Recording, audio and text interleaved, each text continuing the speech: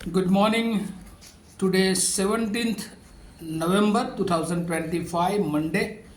Wisdom of word of God morning ડિવોશનમાં આપ સર્વનો આવકાર કરવામાં આવે છે. ઘણા લાંબા સમયથી સ્ટડીમાં બિઝી હોવાને કારણે એકાદ મહિનો એ ડિવોશનમાં મળી શકાયું નહીં અને માટે ક્ષમા ચાહીએ છીએ. પણ આજે સવારે ફરી એકવાર પ્રભુના વચનો તરફ દૃષ્ટિપાત કરતાં નીતિવચનોના પુસ્તકના અભ્યાસમાં આગળ વધતા આજે આપણે નીતિવચનોનું પુસ્તક અને એનો 15મો અધ્યાય અને એની 9મી કલમ પર ટૂંકું મનન કરવા માગીએ છીએ.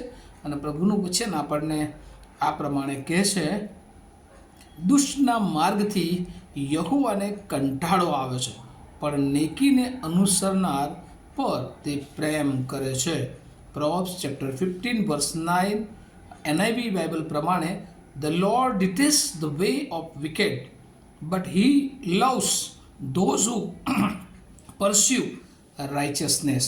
એટલે પ્રભુનો બહુ આભાર માનીએ છીએ કે પ્રભુનું અદ્ભુત વચન જે અત્યાર સુધી આપણે 10મા અધ્યાયથી 22મા અધ્યાય સુધી જે કોન્ટ્રાસ્ટ ન્યાયી અને દુષ્ટ માણસો એટલે કે વિકેડ એન્ડ રાઇચિયસ વચ્ચે શું તફાવત છે, અને ઈશ્વર જાણે કે આ 14મો અને આખો 15મો અધ્યાય એ એડવાઇસ ફોર વાઇઝ લિવિંગ, કેવી રીતે આપણે જ્ઞાની તરીકે આપણું જીવન પ્રસાર કરી શકીએ, અને એ સંબંધી એ પ્રભુનું ખાસ શિક્ષણ એ આ વચનોમાં જોવા મળે છે. અને આજે સવારે જે એક વચન આપણે જોયું 15મો અધ્યાય નીતિવચનનો એને 9મી કલમ, અને જો એને એક થીમમાં આપણે જો વિચારીએ તો કન્ડક્ટ એક્સેપ્ટેબલ ટુ ગોડ, દેવને સ્વીકાર્ય વર્તણૂક.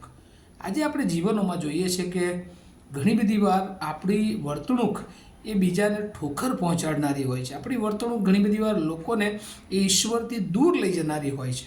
પણ બાઇબલ આપણને કહે છે કે જો આપણે ઈશ્વરની ઓળખના માણસો છીએ, પ્રભુના બાળકો છીએ, પ્રભુના સેવિકાઓ છીએ, તો આપણી વર્તણૂક એ હંમેશા દેવને સ્વીકાર્ય હોવી જોઈએ.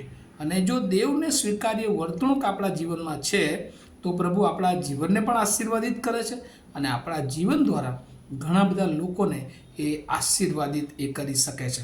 અને એટલે શા માટે એ જે દુષ્ટનો માર્ગ છે એ ઈશ્વરને કંટાળો આપે છે?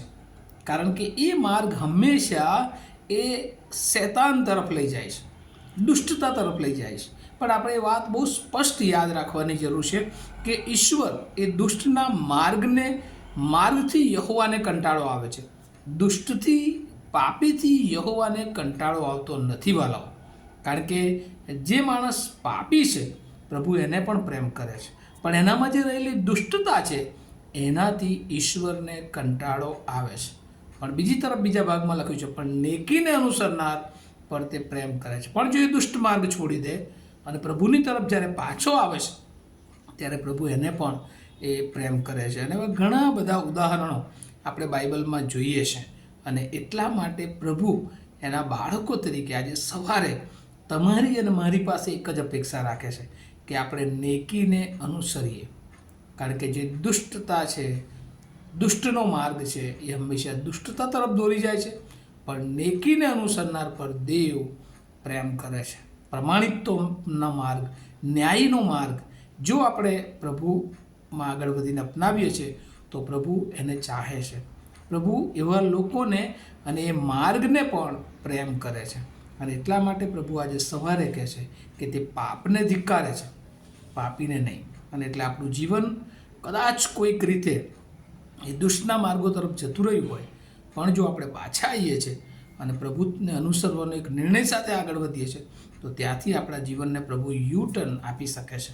અને એટલા માટે આજે સવારે પ્રભુ આપણને આ નીતિવચન મારફતે કહે છે કે આપણે આપણા જીવનનો એ વિચાર કરીએ, આપણે આપણા જીવનોને પ્રભુની તરફ લાવીએ. એટલું જ નહીં, પણ આપણા વિચારો, આપણી વર્તણૂક, આપણા કાર્યોમાં એ હંમેશા ઈશ્વરને જે સ્વીકાર્ય હોય એવી બાબતો તરફ જ આપણે લક્ષ્ય રાખીએ. કારણ કે ઘણી બધી વાર આપણે જોઈએ છે કે આપણે કહેવાતી રીતે તો પ્રભુના બાળકો હોઈએ છીએ, પ્રભુના લોકો તરીકેની ઓળખ હોય છે, પણ આપણી વર્તણૂક ઘણી બધી વાર એવી હોય છે કે જે દેવને સ્વીકાર્ય હોતી નથી. અને એટલે ઘણી બધી વાર આપણે બીજા લોકોને ઠોકરરૂપ બનીએ છીએ. પ્રભુ આપણને પ્રેમ કરે છે અને પ્રભુ આપણને એ ચાહે છે કે આપણી વર્તણૂક એ દેવને સ્વીકાર્ય હોય. આવો આજે સવારે આપણા જીવનને આપણે ચેક કરીએ. શું આપણા વાણી, આપણા વિચારો, આપણું વર્તન એ દેવને સ્વીકાર્ય છે અને નથી? તો પ્રભુ કહે છે કે એમાં કશું જ મોડું થઈ ગયું નથી, પણ આજે સવારે આપણે પ્રભુને આપણું જીવન સમર્પિત કરી શકીએ છીએ અને આપણા બધા જ જે માર્ગો ઈશ્વરને ગમતા નથી એ પ્રભુની આગળ નાખીને એક નવું જીવનની શરૂઆત કરી શકીએ છીએ અને પ્રભુ આપણને બહુ જ આશીર્વાદિત કરી શકે છે. આવું આ વાતો અને વિચારો, વચનો સમજવા માટે પ્રભુ એની બહુ જ કૃપા આપણે સર્વને આપે. પ્રાર્થના કરીએ. અમારા જીવંત અને દયાળુ ઈશ્વર, અમે આભાર માનીએ છીએ તમારા જુદા જુદા વચનોને માટે.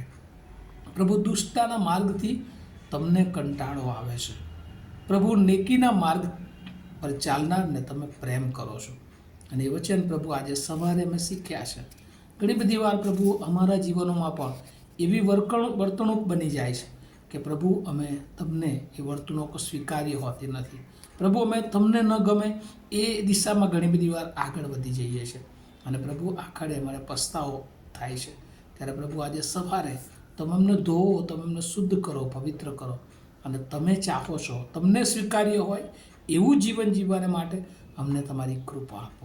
પ્રભુ, સાંભળનાર સર્વને આજના વચનનો આશીર્વાદ આપો એવી પ્રાર્થના ઈસુ પ્રભુમાં સાંભળો અને તેનો સ્વીકાર કરો. Amen. Have a nice day to all of you. Thank you.